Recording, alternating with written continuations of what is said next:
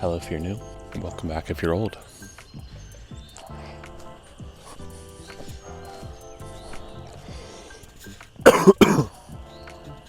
I'm still sick. Today we're going to stop messing around and get this engine out.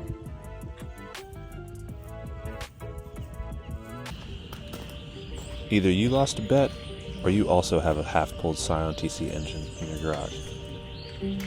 Misfortunes aside, keep showing up. Despite health, despite your 9 to 5, despite life, keep showing up. Today marks we'll call it day 2 of removing this engine, and it wasn't absent of any resistance. For clarity's sake, I'll let you in on a little secret.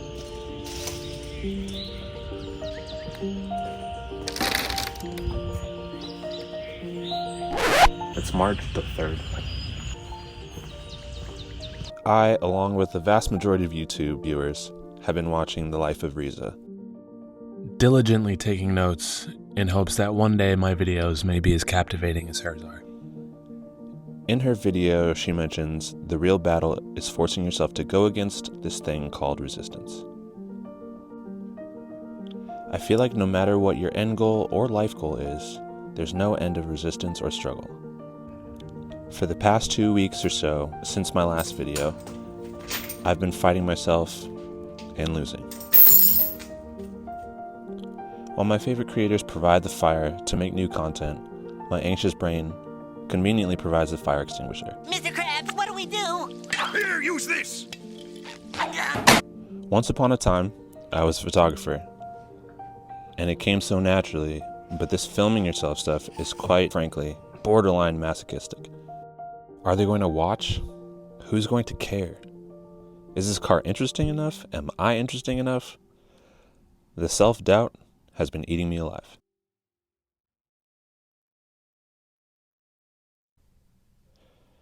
But then I had a talk with my partner about why I'm doing this. It's not about having the fastest car. It's not about impressing people or even being a perfectionist. It's about challenging myself with a new medium of creativity. It's about documentation, the memories. And just like that, I was back on track. So while the notion of this being an informative engine removal video has almost entirely flown the coop, because maybe that's just not the video I'm meant to make, let it at least remain as motivation. So this idea was cute at first, but it's entirely too hot. As you can see, the sun's out instead of rain. So we're losing the baby bit for now. And we're gonna do some actual car work. Starting now. It's now March the 9th. Life happens. The goal, and I don't remember if I said it before because it's obviously days later, if not weeks later, pull the manifold, pull the transmission, pull the engine. This mess is going to get dealt with a new harness, obviously, and then once we get this all out, we can try to clean up the rest. Alright, so typically, I don't think you have to take off the radiator or anything like that, but it's in my way since I have a turbo, and I'm going to take that off, and then manifold after that, transmission after that, and then pull engine after that, and I'm going to speed all that up so you don't have to wait for me to screw every single bolt. Yeah.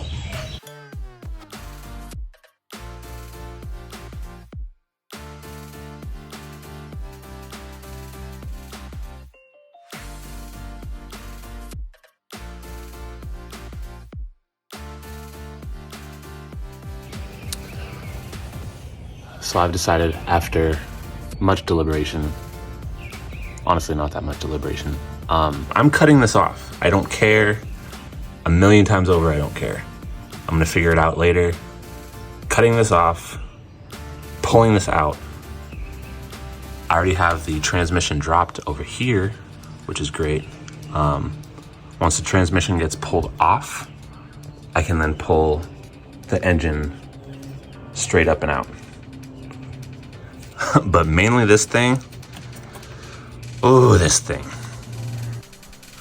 Okay, so little update.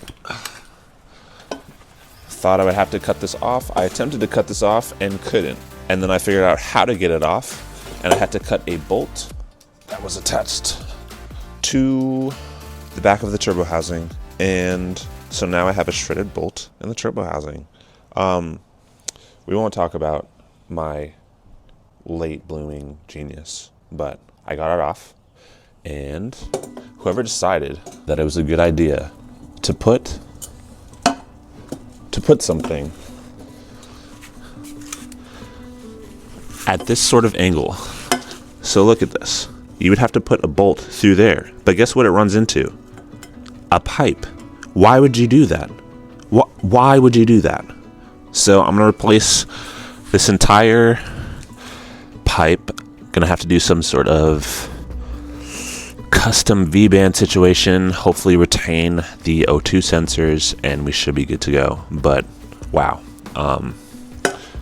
Yeah. And so I don't have to buy an entirely new turbo. I'm going to drill this out and get that back to normal. I'm going to use a V-band adapter for the back of this to avoid future issues. Whoever created this stupid ass dog shit, cat shit, oompa loompa body ass of a fucking car, I can't deal with you. I plan to never do this again. If this breaks again, someone else is doing it, and it's not my job, and I'll pay for it, and I'll be fine with it. But this sucks. Worst built car, worst designed engine bay ever, by far.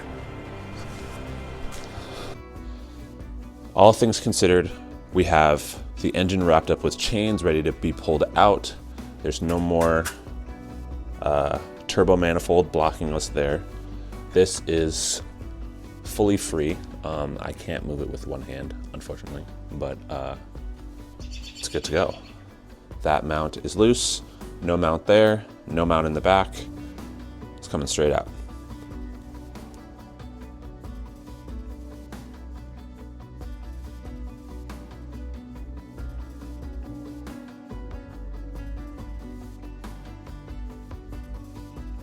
Follow-up update. I was trying to loosen this. It was like, oh, there's too much slack in it, and yeah, it just fell straight down. So I'm gonna see if I can maybe lift the car up higher to pull the engine out from the bottom, or maybe I'll have to take off the whole front clip and pull it out the front. But I mean, for all intents and purposes, the engine is out. Basically, you have a mount back here, right above the exhaust. You have a mount over here, holds the transmission, and you have a mount right here that holds the engine. And now that this has dropped, maybe I can just pull the transmission. I don't know, we're gonna see. I don't think it's really worth recording that part, but the main goal here was how to pull your engine out, and we got there. So as it stands, my engine lift decided to break right here. I can't do anything with that. It won't lift anything. So with the engine dropped like this, we have to pull off the whole front assembly, radiator, cooling fan, and pull the engine out this way, which is fine. It's annoying, but that's working on cars for you. So no other choice there. It looks like it might be tugging on a few things. We're leaking coolant, just no big deal. But once we get that out, the headache should be out of the way and we should be fine. I'm not gonna lie to y'all, I didn't expect to run into so many complications with this car, especially not so soon. I've done the engine before and it's never been this complicated. So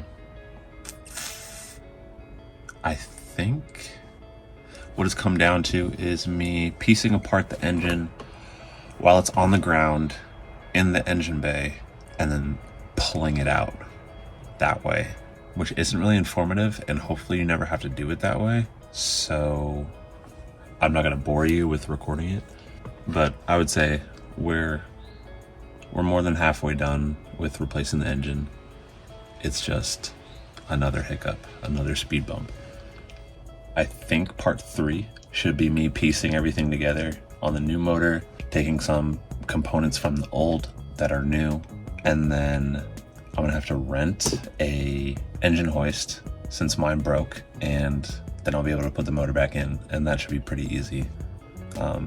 It really wasn't that hard. It was just accessing everything is so impossible. My hands aren't that big, but in a Scion TC, they're massive and they can't access everything. So that being said, gotta keep pushing. Even on the worst of your days, keep getting back up. Because you know what? No matter how many times I get hit, I always get back up. Keep creating and fighting life's resistances. My name's Jay. Thank you for being here. Truly, seriously. And stay cruising.